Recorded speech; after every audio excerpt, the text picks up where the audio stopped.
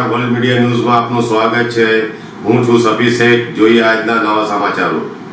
ભરૂચ જિલ્લામાં દારૂના કાળા કારોબાર સામે વાલિયા પોલીસને મોટી સફળતા મળી છે। વાહન ચેકિંગ દરમિયાન પોલીસે અર્ટિગા કારમાંથી લાખો રૂપિયાનો વિદેશી દારૂ ઝડપી પાડી એક શખ્સની ધરપકડ કરી છે, જ્યારે ભરૂચના એક બુટલેગરને વોન્ટેડ જાહેર કરી તેની શોધખોળ તેજ કરી દેવામાં આવી છે।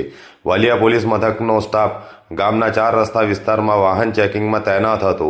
તે દરમિયાન નેત્રંગ તરફથી આવી રહેલી એક અર્ટિગા કારને શંકાના આધારે અટકાવવામાં આવી હતી। પોલીસે તેની કારની તપાસ કરતા અંદરથી વિદેશી દારૂનો મોટો જથ્થો મળી આવ્યો હતો। કારમાંથી કુલ 3,108 બોટલ વિદેશી દારૂ મળી આવ્યો હતો, જેની કિંમત અંદાજે ₹7,94,000 જેટલી થાય છે। આ ઉપરાંત પોલીસે ₹5 લાખની અર્ટિગા કાર કબજે કરી કુલ ₹13,04,000થી વધુનો મુદ્દામાલ જપ્ત કર્યો હતો।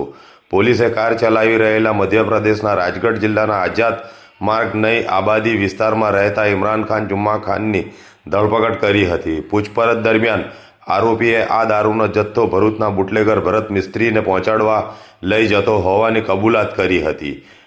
ગુજરાતમાં દારૂબંધીના વચ્ચે દારૂના સપ્લાયર ચેઇનને તોડવા પોલીસ સક્રિય બની છે।